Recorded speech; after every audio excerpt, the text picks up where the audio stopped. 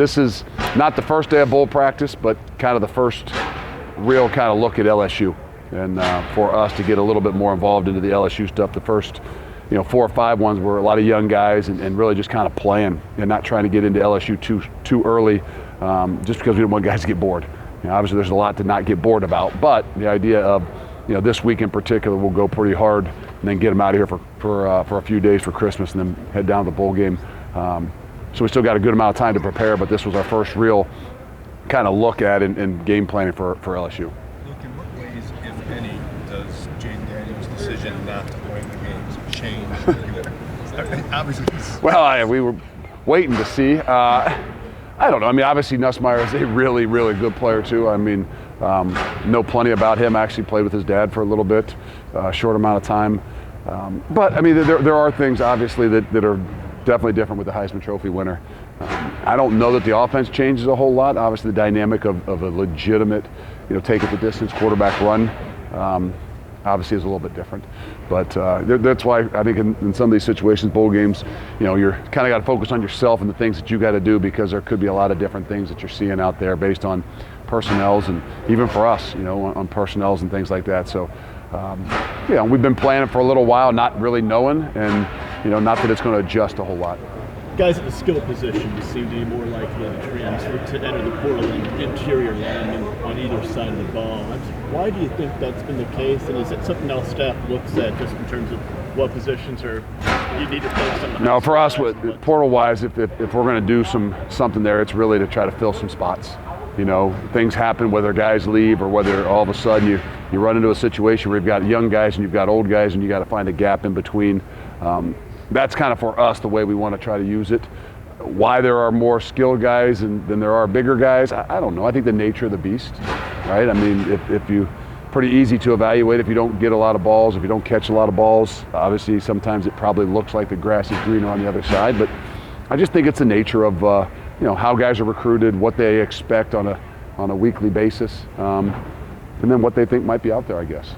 Hypothetically, that's maybe a nice on the skilled guys kind of side of things. With the natural nature of the lineman type guys, I think are by nature going to grind things out, and hopefully that doesn't change. Hypothetically, if you were to add a quarterback, what exactly is the challenge there with what you already have in the room? Some of those guys transferred in here, wanted to play.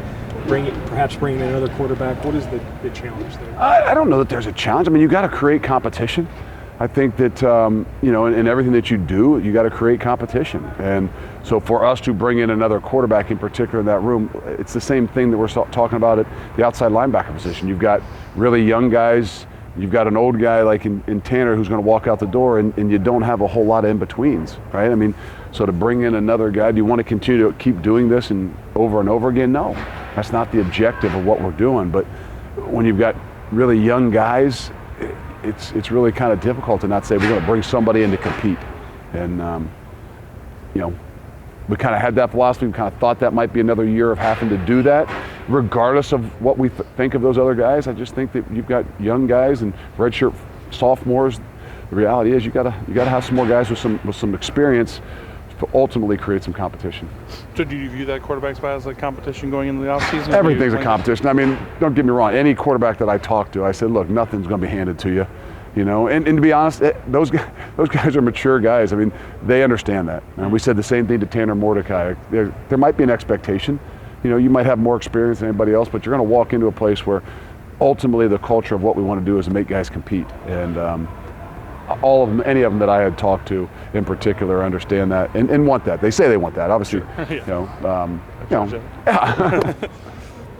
you've had a chance to go through some bowl prep practices with an understanding of who will be on the roster for the bowl game, we think. Who would you expect to fill certain roles? I guess in particular, Rodas on the defensive line, a couple of wide receivers with Tremaine Skyler not being here, and then Jordan Turner out. Who do you expect to? The same guys that have played all year. I mean, I think the bigger issue and guys would probably be curious about is what's going to happen with Tanner Bortolini. You know what I mean? Because otherwise, the guys have played, right? I mean, Jake Chady's a starter. So I don't know that there's any, kind of like, well, I wonder what's going to happen in that spot. Does it give Tatum Grass a greater opportunity and to play a little bit more, that he hasn't got quite as many reps this year? I think the bigger issue, not issue, but is, hey, how are you going to do, and what are you going to fill in the offensive line wise? And right now, I'd say it's Jake Renfro maybe as the center, and Joe Huber's played some at center, which gives some other guys at the guard, Joe Brunner, and some guys at the guard positions greater opportunities too. And I think that I would tell you that as this all evolves, there's a bounce in a lot of other guys' steps, and I think that's trying to find the positives behind all this. To see Kurt Neal out there with the ones, fired up, earning this opportunity maybe in a lot of different situations is exciting. To see Jake Renfro and Joe Huber play a little bit different spot, and to see Joe Brunner get in there and play with the ones. I mean, there's a bounce in some of these guys' step to have these opportunities that maybe, for good fortunes, we didn't get hurt up front, offensive line, defensive line that much. So some of those guys didn't get as much opportunities. Not to go into the guys specifically, but you added some pass rushers through the transfer portal. What were some of the things that you maybe were looking at for that position, for that edge spot, to maybe change that dynamic? Well, it starts with competition, but I think that, sticking with a lot of the things that we've done here in the past, that position in particular has been pretty dynamic, right? I mean, we don't have to talk about them. I mean, it's pretty, you guys have been here for a while. You've seen what the edge guys have done in the past, and probably didn't have quite as much of that this year. And to be honest with you, CJ gave us every single thing he's got, and we didn't have an opportunity to have him roll a little bit, right? I mean, he played 70-some snaps a game, when in reality, I wish he could have played 50 snaps a game. He would have been, he wouldn't have been a shell of himself at the end of the season. But he didn't bat an eye at it. He, obviously battled his rear off the entire season. But we've got to create some more competition. We've got to create some guys that put some dynamic stuff on the edge, so that our guys don't have to. I mean, the nature of the beast up front is you got to be able to roll guys, and if you don't have 4 guys that can rush off the edge, by the end of the year it's going to get really tough. This is a time of year when some of those young guys get opportunities that they might not during the regular season. Who among those young guys, if anybody, has kind of stood out? I mean, I think we've seen some of these guys, with the 4 games that you're allowed to use guys. I think you've seen some of it. I think that, the Braden Moores of the world is somebody you haven't seen a whole lot of, but, just in the situation that there's a lot more opportunities. Austin Brown is a guy we've all know and has done a lot, but I think you're going to see a lot more of him. And he's played a lot of ball, but he's never had the opportunity probably to play a significant role, defensively. Obviously he's rolled in there at the safety spot as deep as we've had it, but, him playing outside as a nickel a little bit more. And, there's a guy, Tucker Ashcroft's played a lot of ball, but he's going to continue to have to do that. And Tretch on offense is a wide receiver that's going to fill in there and, see a lot more action, to be honest with you.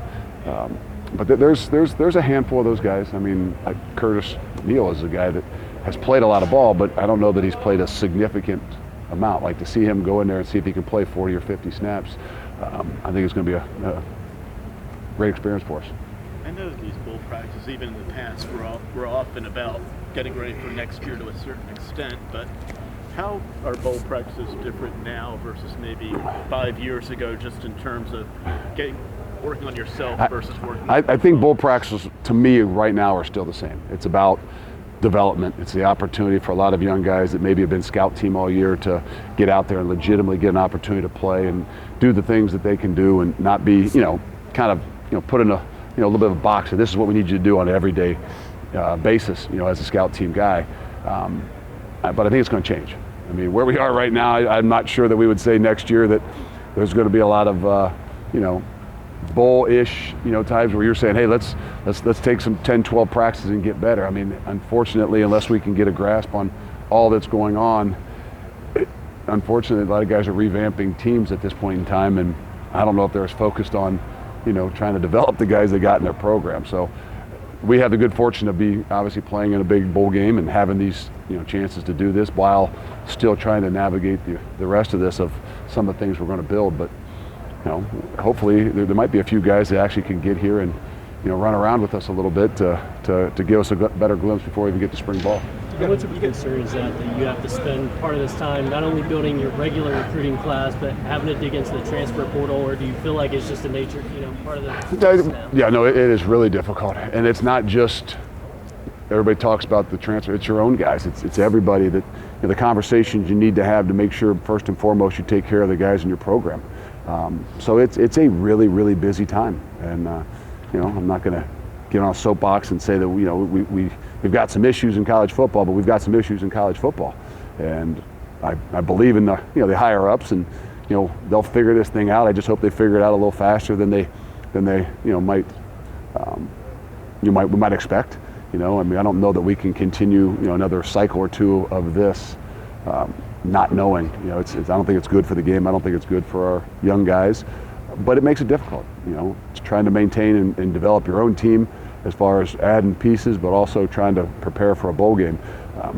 That's where I think when we talk about bowl practice and bowl prep, things are going to get really different because of just where we're evolving with this, with college football in general. So we all know we got to develop guys, but there's a balance in there between how much time you have to develop them and how much time you got to try to rein them in to make sure this is the right place for them. You guys have an opening at your wide receiver spot in terms of coach. Are you expecting some other possible changes with your staff as well here in the next few weeks? No, not that I know of. I mean, you tell me. I mean, it's always, I think the world of what it is. I always worry about when all of a sudden things start happening in the NFL, because we got a lot of guys that have a lot of experience, and whether it goes from the weight room guys to there's guys on GAs and quality control guys that we want to find opportunities for in these next 2 months. But obviously we've got a wide receiver spot that could be filled here soon. But we haven't rushed into some things like that. I think that we've got the guys within the system that give us a chance to come out here and be able to prepare and do what we need to do. Luke, I don't know if you remember, but back in September, you expressed some frustration about Michael Mack's situation. You said at some point down the road you'll talk about it. Are you? I don't know that it's. We've got bigger issues in college football than for me to, still complain about Air Force holding the kid back. As far as Matt goes, what have you seen in practice?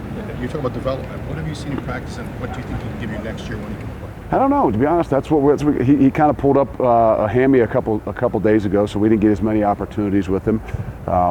That's where we're not sure. I mean, we're seeing him run around. We're seeing him make some plays. I don't know if we played a little bit earlier with some of this rule that just went into place for 14 days. So 14 days he might be eligible, but. If that something happens and he can play in the bowl game, there'll definitely be an opportunity for him, but probably would be in a special teams role. We got to figure out where he's going to fit best. He's been a corner. We played him a little bit at nickel. He's got some ability to play at safety.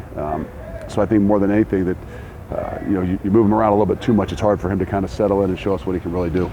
You've got experience with this where you have to change coaches in bowl prep. Who's working with the wide receivers right now? Well, I mean, it's a combination. Yeah. Obviously they're spending a lot of time with Coach Longo and they're meeting together. But I think that just as a whole, we're trying to make sure we're all touching those guys. Sometimes it actually gives you an opportunity to kind of rein things in and be a little clearer and cleaner, especially in year one. But Rob Everett has been a guy that's kind of filling that role a little bit and making sure that those guys are kind of in line and kind of going hand to hand with the quarterbacks. So it actually gives us a little bit greater opportunity for those guys to meet together a lot more. With all the portal stuff that's came into existence the last couple of years, if you got to wave a magic wand and implement a couple things, what would make your job easier in terms of we're not trying to make the great thing about football is we're not trying to make it easier. We don't want to make it easier for our kids. It's a tough sport for tough people, and so I would hate to say that there's anything that we want to do to make it easier. I mean, this game is a really, really tough game. I think there's some things that we've got to do to make it sounder, to give us a greater opportunity to develop our own kids, give us a greater opportunity for our kids to kind of be locked in and focused.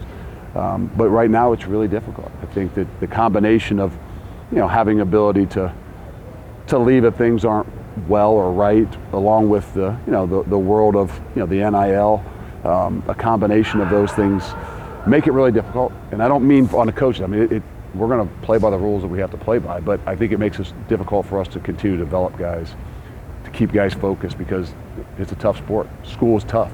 18 to 22-year-olds, there's a lot of things that are going on with them, and so much freedom, so many opportunities for people to get into your ears, because there's no rules, so to speak, on who can talk to who. I know we say there is, but I think it makes it really difficult, not just on us.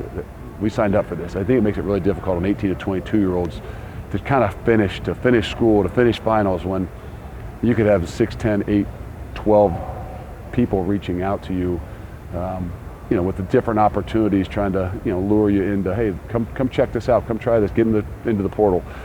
More than anything, I just think it makes it difficult on those guys. Coach Jason Dietrich, he's a guy who now defensive coordinator role. I wanted to ask, who are some guys that you've seen at that position during the Bull Prep? So Owen Arnett is obviously a guy that played that position with Jace all year, and Austin Brown's been a guy that's kind of filled in. And Austin's played a lot of ball, been more at the safety spot, but has been a guy that's filled in out at the nickel spot for us. So there'll be a little bit of a combination of things, but I think it gives us a great opportunity for us to move forward. So I know it's a couple of days away, but with just recruiting, we forgot about that, right? The high school actual kids that we want to build your program on. Well, I think you talked about this a little bit during Big Ten Media Days, but just you're now into your first year as Wisconsin coach. Just what have you seen? You talk about recruiting rivalries, and what have you just experienced within the Big Ten and programs you've gone against, and even beyond the league too? Yeah, I mean, I know we want to do our best job recruiting high school kids. We want to do our best job with guys we're going to have for 4 and 5 years. And I think we've done that. I think we're going to have a really good day on Wednesday. I mean, obviously, there's been a lot of things that we've known about for quite a while, but until Wednesday comes, you still kind of hold your breath a little bit. But I think that at this point in time, when you used to try to hold on to your guys, just the nature of the beast. So many people are focused on so many other things, and I don't mean preparing for bowl games. From the transfer portal, it's like, dang, maybe this isn't a bad thing. They aren't worried about or recruiting as much of the high school kids. So for us, it's a big part of what we're doing and what we want to continue to do. I don't know. I mean, we've heard guys say that heck with recruiting high school kids anymore. I'm just going to recruit the portal. Is that real? I don't know. But I think for us, it gives us an opportunity, if that does happen for more people, to give us a better way to continue to build our program. What are some things that you've learned about LSU that you might not have known a couple weeks ago when we last talked to you? I don't know if I didn't know. I mean, obviously, I know that they're loaded with talent and speed. I think that that first and foremost. But I think the physicality and the size is something that I would have assumed, but I didn't probably know it as well until I started watching. You hear about the Jaden Daniels and you hear about all the skill and the Napier and the wide receivers, and then all of a sudden you really start to watch and you see what kind of makes the engine go. And those guys up front, both offensively and defensively, the interior guys on the defensive line are pro players. They're going to be NFL for sure. They got an outside linebacker that's as good as anybody in the country. You don't hear about them, you don't talk about them as much until you start to watch and see. They're definitely loaded across the board. It's not just the skill that everybody talks about. It's the physicality they can play with up front. There's obviously been a lot of movement of wide receiver, transfer portal additions, departures. With that position in particular, what kind of skill sets are you looking to add to the team? I mean, I think guys are going to catch the ball, guys that can be dynamic, but I think that there's more to it than just that. I think there's a confidence level that you've got to be able to create when playing those positions. Everybody thinks like we know somebody in a transfer. The reality is the transfer portal, to me, it's a bigger crapshoot than a high school kid. Now there are some that aren't. I mean, there's some guys out there that have 50, 60, 70 catches that aren't as much of a crapshoot, but they're still leaving for a reason. So I think more than anything, we want to find the ones we believe fit us, to find the ones that we probably know better than most people. Maybe we recruited them out of high school. Maybe we spent some time with them in a different way, or one of our coaches knows them, or recruited them or coached them at some point in time. But I think for us in general, we want to find guys that want to compete. Just like we said, we didn't tell any guy walking in here that you're the starter, right? Hey, you're going to be a starting court. No, do you want to come in here? Do you want to compete? And if you do, then you're going to add to the culture of what it is that we're trying to continue to build. So nothing can be handed to any guys. We got a lot of guys in there that would resent somebody walking in and think they're just going to be handed something, and that's what we want.